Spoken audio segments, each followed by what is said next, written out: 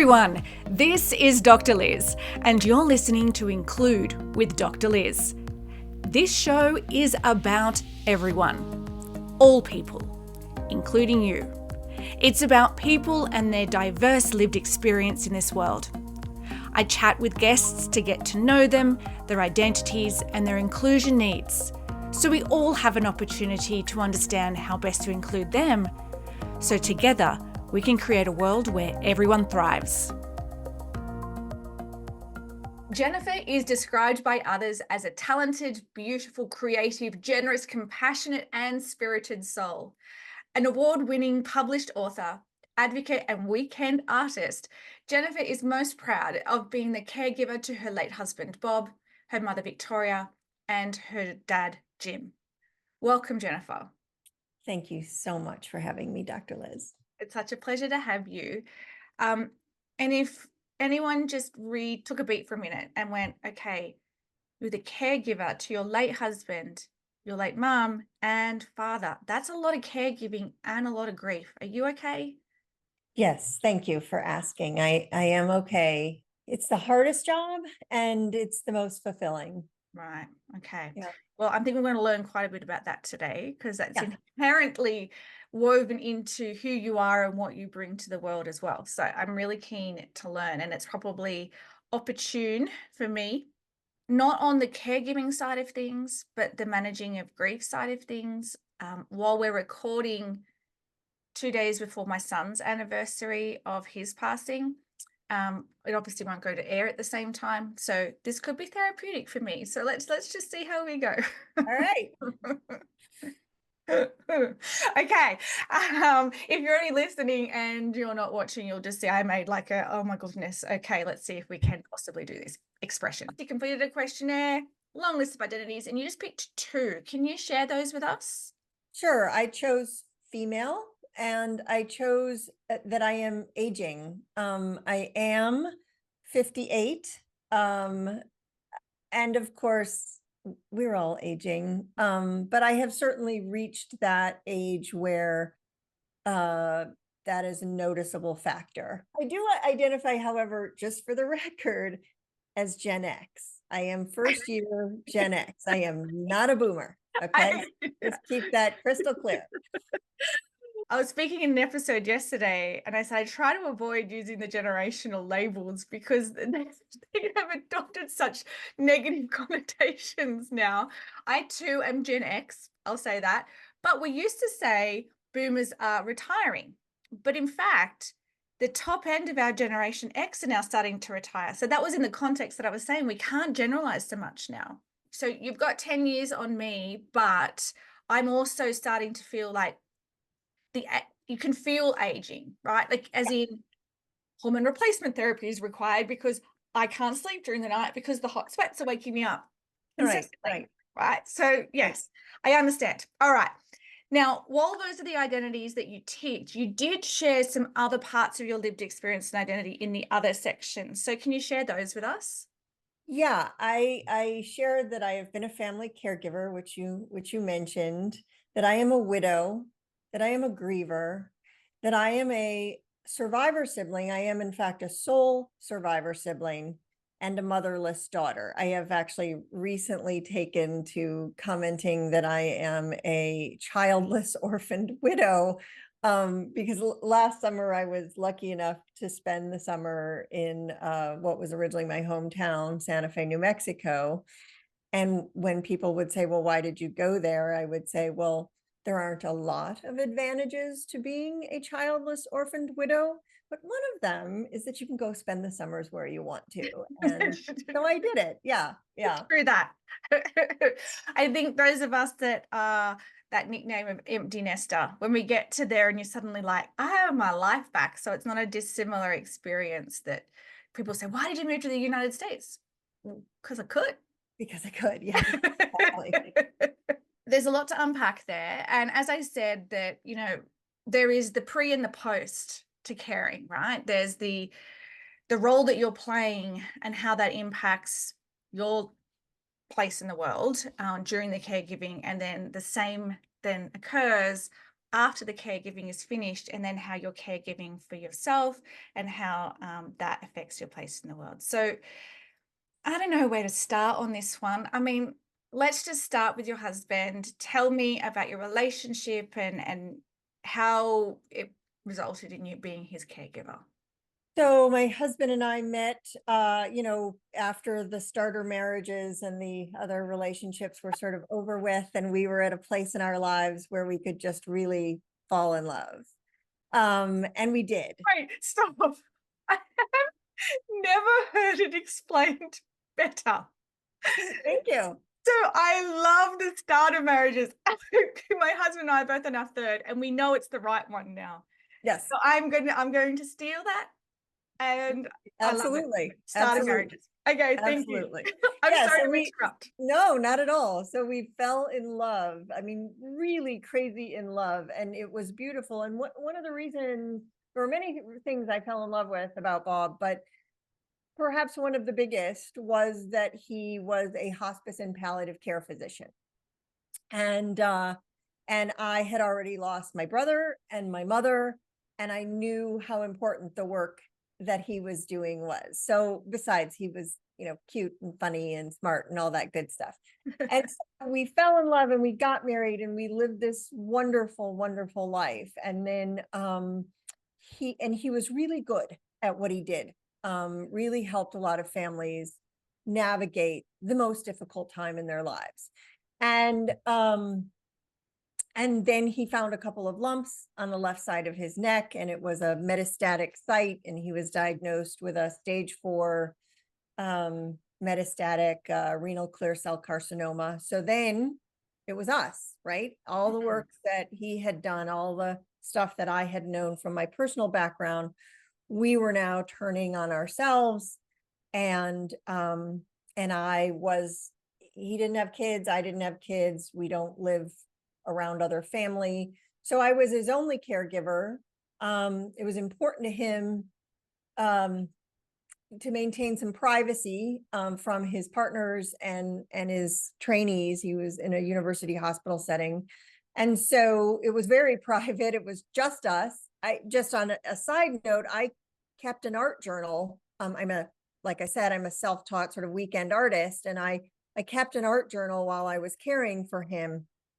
And after he died, I kept going with the journal for about 1.5 years, and then it was published as a book called The Hospice Doctor's Widow, a Journal.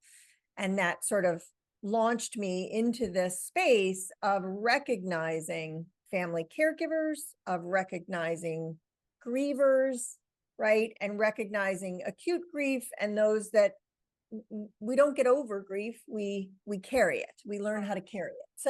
So anyway, that's how I became his caregiver. I had also, like you said in the introduction, I had previously been caregiver to my mom, who died of cancer also. Okay. And then most recently, a year ago, my father, I was his long distance caregiver, and he died as well. So Other than grandparents, and that you can rationalize, right? Great life, long life, all that kind of stuff. You can celebrate that passing. So I only experienced real grief for the first time last year, and I just 3 in a go, that's a lot to carry. I do want to go back a bit to something that you said. And so while it's not your lived experience, I'm wondering if you can share something about your husband's experience, where you said he wanted to keep it private from his partners and trainees at work. Is there a sort of a backstory or a reason to that? well, he didn't keep his diagnosis private. He kept his care. He didn't want to see his partners as a patient. Got it. He was very open about the diagnosis. He just had some reluctance about sharing every little detail as a patient with the people at the university that he had worked with for years and years and years. Completely different, and trying to look at it a little bit lighthearted. It's like I once went in for a bikini wax, and the person that was going to do the bikini wax I used to teach when she was in high school. Oh, nice. Yes. And I'm like, awkward to say the least. I'm Yes. not thinking, maybe get someone else. So Yeah. I know it's not the same.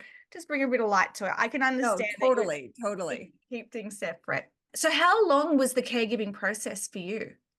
with him? So he died 22 months after he was diagnosed. Did you have a job that you were navigating at the same time?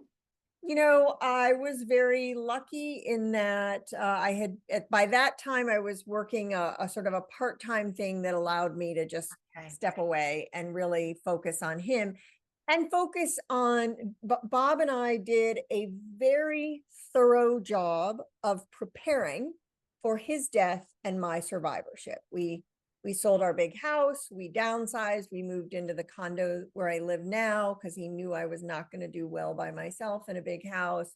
So while thankfully I did not have to navigate a make a living job at the same time, my days were full. Yeah. My days were very, very full. So how do people manage it if they do literally for financial reasons have to turn up to work every single day while doing the primary caregiving as well?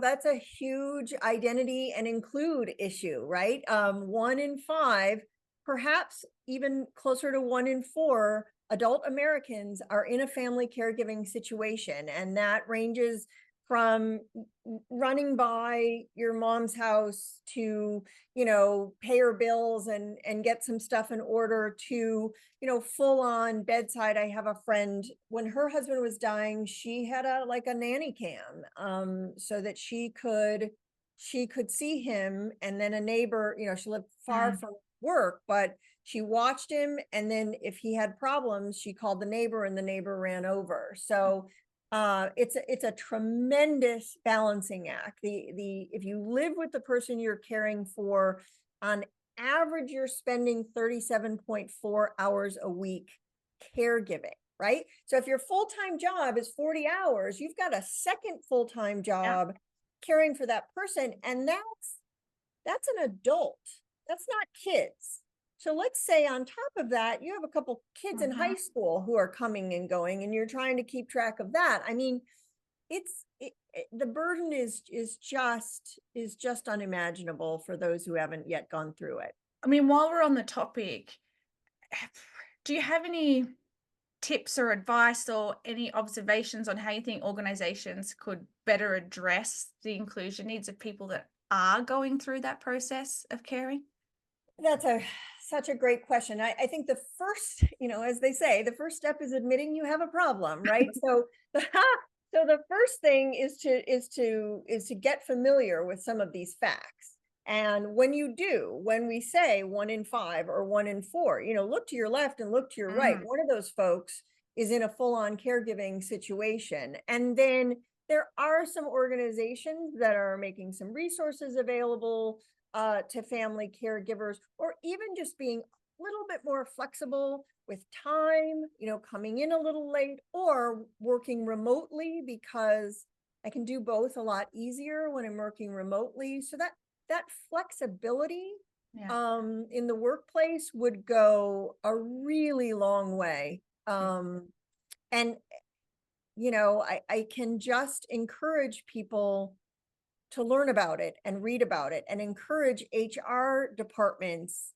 folks in that arena, to learn about it and and help understand what it is that could help, because there is this silver wave, right?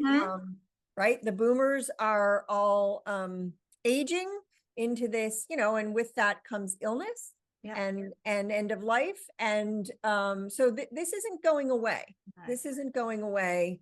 Not ever. No. And, if we think about the assumptions that I think organizations have made to date, I mean, they never used to care at all. I mean, okay, blanket statement, but you know what I mean. Then they kind of started to care a little bit about parents, paternity leave, maternity leave, return to work and all that kind of stuff, and putting in more flexible approaches to the return to work process, so on and so forth. But that flexible approach to work and accommodating your needs at that point in your life stage, the same principles and policies could apply to those that are caring for those that are elderly. At the end. Yes. And or that may have children or siblings that have a disability that require care ongoing throughout the life stage as well. So it isn't, and I keep coming back to this. It's not a label thing. It's not just for women. It's not just for parents. It's for everybody, because there's always a Right, need. right. Same Yeah. with end of life preparation. I mean, really, your benefits package should include the access to professional service for a full-on end of life Mm. plan and design, because stay with me here, death is 100%, the death rate's 100%, right? I Yes. mean, you are doing such a wonderful job helping us to explore different identities. The truth is, this one applies to To every everyone. single one of us. You're so right, Jennifer. When we look at identities or inclusion needs purely through the lens of protected identities, so race and ethnicity, gender, age, LGBTQI plus, veteran, Indigenous. I mean, I can keep going, right? But then there are the lived experiences that need to be accommodated for as well, because they are human experiences. Like you say, 100% for sure, you're going to be experiencing death and grief in your life. Right. So we can't do inclusion without seeing the whole person. It's not just about the protected identities. And I think prior to my son's death, I had reached a point that I acknowledged that part of my identity was a parent of an addict. And so I had come to terms with that one through a lot of help and support, say through, for those that aren't aware, there's NA-Anon, which is the parents' version of NA. And so through that, I got a lot of support and help in reaching that point. So then I realized I thought that my identity would change, as in I'd no longer be a parent of an addict. I would be a parent of someone who had died, or a child that's passed. But in fact, they accumulate. Yes. I still have that 3 years of parenting, caring for an addict.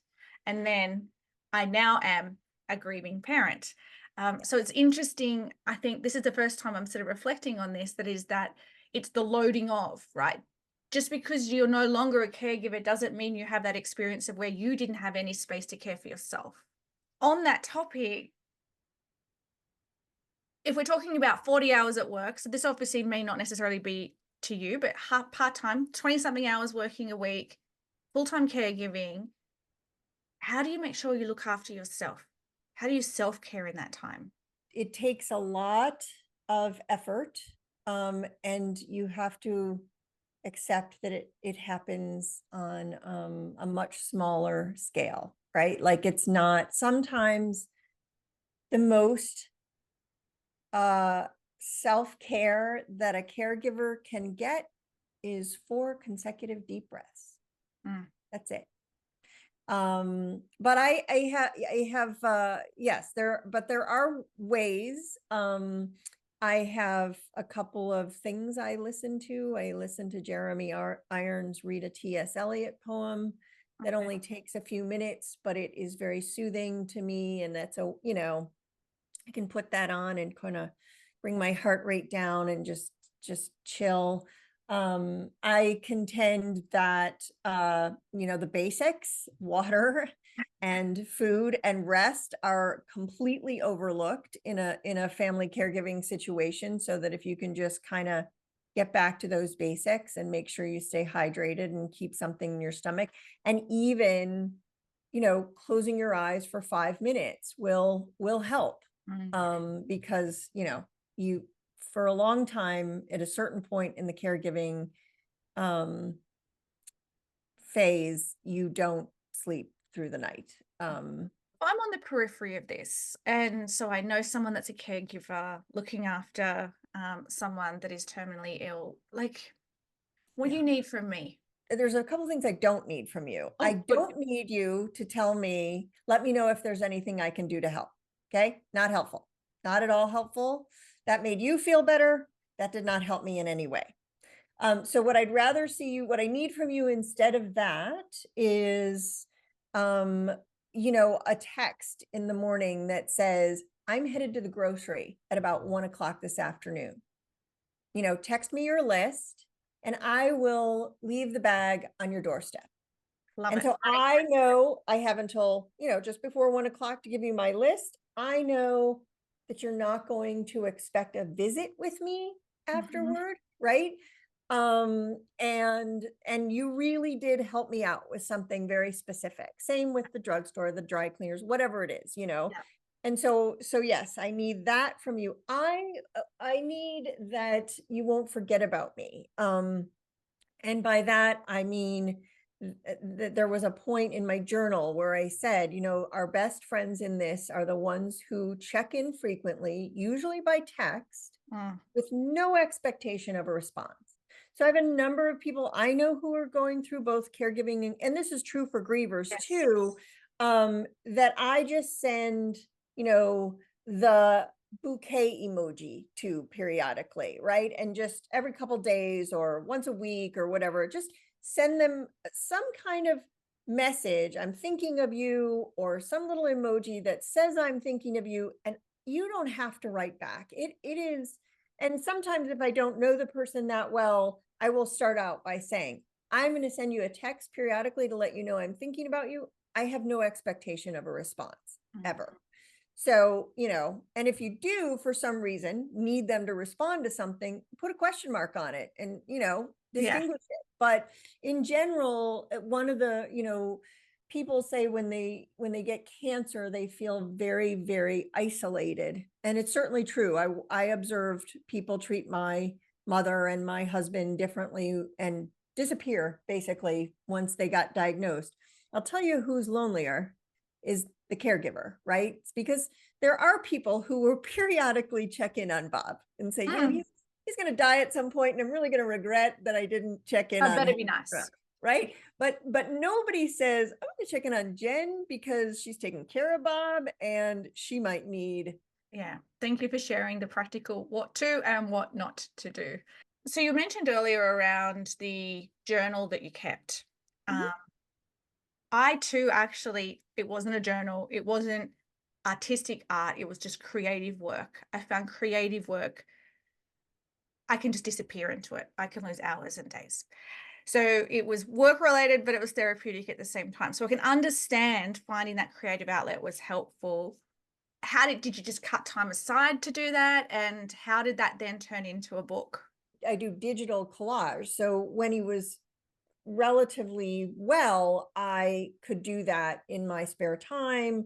Mm. I tried to do it when he was at, you know, I'd take a little time when he was at work because in the evenings we wanted to spend our time together, side by side, you know, Yeah. watching a show or something. And then as he got sicker, I kept just a blank page journal and I would draw, or I don't draw well, but I would draw and make my notes. And then after he died, I went back and created Right. those collages and created some that were more grief oriented, you know, free up your mind a Yes. little bit and get into that zone that is just so much more nourishing, Mm. um, than most of what's out there in the world. So yeah, I highly recommend creative outlets of whatever type, whether it's writing or knitting. Or I did the art journal and I was doing an interim CEO position and for a multi-specialty practice, and a neurologist I was working with said, he mentioned, I'm diagnosing 3 patients with ALS, which is a terminal diagnosis. So I brought my journal to him. He knew my husband, you know, just kind of, I was like, hey, here, I did this. And he took it home and he read it. And he was like, Jennifer, you're not getting your journal back. I will be loaning it to these patients and their spouses. And you need to figure out how to get that thing published because you know what you documented would really help a lot of people. Mm. And that was just really compelling. I found a small independent press that was willing to take a chance on it because it's a very odd book. You know, it's 85 pages of premium. It's a picture book about caregiving and end of life and Yeah. grief. I mean, it's not, you know, for adults. It's not. So, but they took a chance on it, and yes, it has actually it has won some awards, and it has helped. I'm pretty sure it's helped thousands of people at this point. I So have no really doubt. thrilled with that. Yeah. Yeah, yeah. Just for people that might be listening and they go, oh, I don't really resonate with the creative stuff. I want to sort of say that find the bit that takes your mind away from Right. whatever the trouble is. And doesn't allow you to think about anything else. So a good example might be I started doing hot yoga as part of my grief therapy because for an hour it is pure survival. So I can't think about anything else but surviving. Um, so if it's a physical Yes. thing that makes it easier for you to do, push yourself that way. Just find something that forces you to be so present in yourself that you're not thinking about anything else. So I hope that helps some people that aren't. Absolutely. And but the other thing, because I've done some work like that too, the other thing that I am reminded of when I am doing that is, if you do have a thought, Hmm. don't worry about it, right? That's okay. That's what your mind is meant to do. Recognize it, let it go, and Yeah. get back to surviving your hot yoga, My, or I will your admit to nature our walk. listeners, I have multiple times sobbed halfway through. So, Sure. I mean, that's why you do hot yoga, because if anyone knows, you can Google it. It's about releasing physical energy that you're holding on to that's not serving you well in your body as well. So it's really good because you're sweating so much. No one can tell you're crying. So I really recommend that to a lot of people. If you're grieving and you want to have a really big cry, you can cry silently, tears pouring down your face, but no one can see them. It's very good. Highly recommend. 5 stars. 5 out of 5 stars. 5 stars, except I hate it, but I love it. It's like Right, a right. I love-hate hate it. relationship. 5 out of 5 stars. Yes. Now, also, there is something else that we've touched on a few times is around that doing the logistical stuff, preparing for your survival. And I am sure I'm putting myself in not just your shoes, but in someone that might be even different to you, that would be like, no, I can't imagine going into a home that's not the home we've always had. Or the person that's going through the illness might be like, I just want to stay in this house. Or there'll be I have no doubt there'll be some variables that make it more difficult. But I can't imagine having to manage an enormous house, clean it, and then get to the part of packing stuff up, selling stuff, just moving on my own in grief. So wow, I think it's so important to have that plan and get those ducks in a row.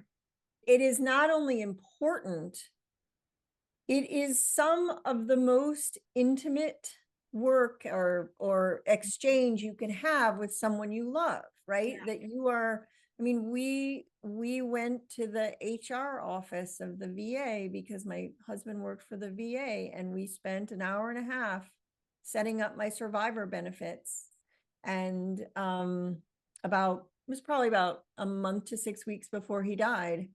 Mm. And it was not easy. There's nothing about it that was easy, but I'll tell you what, after he died, when I only had to make one phone call and send his death certificate in, and the life insurance check arrived and the monthly benefits started to kick in right away, because that's all I had to do. Boy, because the truth is, grief brain sets in really quickly, and your brain just doesn't work the way, even stuff like his memorial service. He planned his memorial service so that when he took his last breath, I knew exactly what to do next. Mm-hmm. And it was basically muscle memory, autopilot at that Yeah. point, which is so valuable because I was already foggy, right? Yeah. I missed him. It didn't make it easy. It made it easier, Mm-hmm. I could be just into pure grief and sadness, not, Yeah. my gosh, where is this? Where's the deed to the house? I didn't have to do any of that stuff. And to this day, each and every day, I thank him for that. I discovered a couple months ago that when we moved into this condo, I was doing some spring cleaning, and I noticed there's a flashlight in just about every top drawer in this place. I didn't put them there. He Oh, put them there, right? And he did it so that when the power goes out, I need only to reach for the nearest drawer and there will be a flashlight there. oh, I love that. I know, right? I mean, there are so many things like that that he did for me that just, I love him even more. I miss him, it's just beautiful, beautiful demonstration of love. grief, as we've said multiple times, isn't a point in time. It's actually a forever thing. Yes. And while it's been really hard, so with Dom's anniversary coming up these next 2 days, I'm fairly certain there will be a lot of social media activity by his peers and I'm Sure. connected with a lot of them on social media. Over the year, though, as hard it was to see and shocking when it comes up on your feed, because I'm not expecting to see my son's face, it just is so reassuring to me that he's not forgotten. So if you see Jennifer, or if you see Liz on the street, or the equivalent in your circle of influence, tell the story. You bring up a good point about there's something about being startled. We don't want that. But I will tell you, I have experienced people, and we haven't even talked about, my brother died in 1983 when the world could not handle grievers at all. People who would see me and pretend they didn't see me and walk the other direction. Don't do that. Okay. Don't do that. Make eye contact, offer an expression, even if it's just a facial expression. Yep. Compassion, of recognition, I see you. Yeah. And then I have had people say, may I tell you a story about your husband? Yeah. Absolutely. Absolutely. And if it was something, you know, right before I had to make a big speech, I might say, can we do it right after? You know, like, because Yeah. I might not be, you know, I might not be able to do it. So absolutely. I think that is so important. And, you know, if you don't know the person that well, like in the workplace, and you, is one of the hardest things to do is going back to work, to a workplace after you've lost someone, full of people, totally expecting life to go on as though nothing's changed and everything has changed for you. Yeah. Say, I was so sorry to hear about your husband. You know, what was his name? I find when I'm telling stories, or like if it just comes up, I'll refer to Dom as my son. Because if I said just Dom, it isn't contextual. So like I'll go, oh, my son, blah, blah, blah. And then it really hits home was that when someone says, what was his name? Yeah. I am almost so no grateful. better question you can be asked, right? Because you want, oh, his name was Bob and he was fabulous. Yeah, I love that. All right, I just want to sort of capstone this, right? Because if we look at your lived experience and the intersections of your identities, where you even right at the beginning of today talked about being, did you say motherless and childless or something? Like, yeah, okay. So how alone are you in this world when we think about the family unit? So thrilled that you brought that up, because another one of my identities that I have not mentioned is I'm a solo ager. So and that means I am alone, right? I am the last one standing. I have no heirs. I have nobody who is going to step in and care for me if I can't take care of myself, if and when I can't take care of myself. I am what's called a solo ager. And it feels very alone. My father and I did not have a great relationship, but his death has left me entirely alone as far as immediate family. And I think about it a lot. It is ways heavily at the front of my mind a lot of times. The irony here is that as alone as I feel, the fact is 1 in 5 Americans over the age of 55 is a solo ager. Wow, what a statistic. I have been doing a series of art that's totally different from my usual style. It's crisp, it's very clean lines, and it's a lot about a different kind of pronoun envy, right? I miss the we. I'm just an I now. I'm just a me now. There's no we with me. And I have been doing a ton of art trying to just kind of process that and come to terms with that fact. So I am hypersensitive when people tell stories that we did this and we did this. And I I hear that word we, and it almost stings sometimes Yeah. because, so anyway, yes, I'm really glad you brought that up. I think it comes down to exactly what your podcast is doing, which is, let's talk about these things. Let's have you understand that someone is really struggling with the fact that she's just a she and she's not part of a we. Let's have you, understand that grief doesn't go away. People who are grievers carry it forever. And by the way, you're not getting out of it, right? You'll be grieving someday too. If you Exactly. haven't experienced it, you're lucky. When I started to socialize again, I made sure I was in safe spaces with people that I knew their intent. They would be consciously present in how they were showing up to the conversation. And I'll still remember the first time I went out with 2 other couples. 6 of us were there having dinner in a restaurant, and it was booth style. I was in the middle, and I'm describing this for a reason so people can empathize with it. The 2 other couples didn't know each other, so we were the common denominator as a couple. And so they were talking about their lives, as they should. That's how you get to know each other. And they were talking about their kids, and I didn't anticipate this being so impactful and I am rational enough to know that I cannot control the narrative that's going on around me.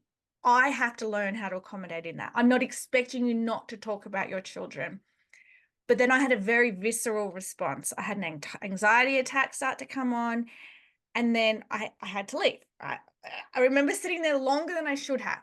Right. So because I was in the middle and I don't want to offend. I don't want to make them feel bad. Or disrupt, right? Yeah. Like somebody has to get up to let you out. Yeah.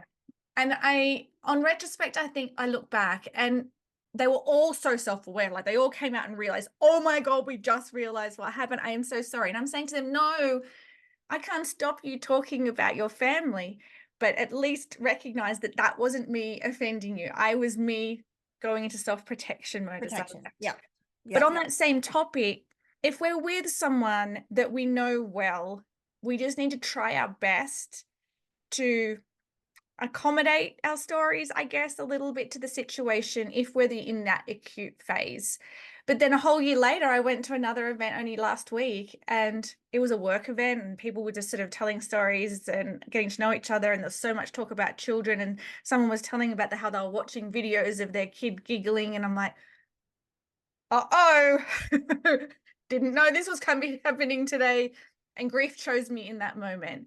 Yes. And I think we also need to accommodate people's needs where people will have moments, and it might have been the actual grief event might have been a year ago. It could have been 5 years ago, 10 years ago. We don't know when grief is going to choose us. Nope, we don't. So we need to have that flexibility to be able to remove ourselves from the situation or receive the support that we need in the moment from those around us. So I think that on my reflection is my advice. So I would offer you, especially since you're coming up on a year, and anybody else, I did a free download called A Griever's Guide to the Major Days. It's on my website, on the resources page of my website. I'm not a grief expert, but I am grief experienced.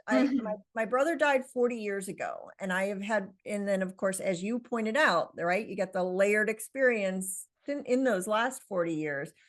So I have been through a lot of major days, and there's some very practical suggestions in there. Oh, I love that. About how to get through a major anniversary of a death or a holiday or whatever it is, because a major day is a major day. It can be the day you remember that you got the diagnosis, or what, there's so many major days. And if you aren't a griever, that maybe you download it so that you can understand better what your friend, the griever, might be going through. Yeah. And the only other thing I want to just add and punctuate this with is, and again, I think your podcast is doing some amazing work in this area, but learn the terms, right? Learn the terms that are appropriate and use them. You are a grieving parent. I am a widow. Bob is not my ex. Okay. Yeah. And I can't tell you how many people refer to him as my ex. It's not my ex. Right. He is my late husband. Yeah. And I am a widowed person. And if a widowed person is perhaps the more gender neutral term anyway, but learn the terms and feel and get yourself comfortable using them appropriately. That's the least we can do for the folks who identify in all these ways, because their life is hard. Yeah, words And absolutely matter. There's yeah, no question. And yes, unfortunately, even if your intent is good, if you're using the wrong words, it can, ruin everything. yeah, it's a stab. It Yes, hurts. yes, it does. Oh, Jennifer, I could keep talking to you. Um, Likewise. I'm going to put all of your links, emails, all that kind of stuff that's related to getting in contact with you. And that book, I keep looking at it behind you. I'm going to go and buy that. The links will be in the podcast description. Thank you so much. You gave me so much today. Thank you. Oh, you gave me so much. I mean, really, this has just been an absolute joy, this conversation, really.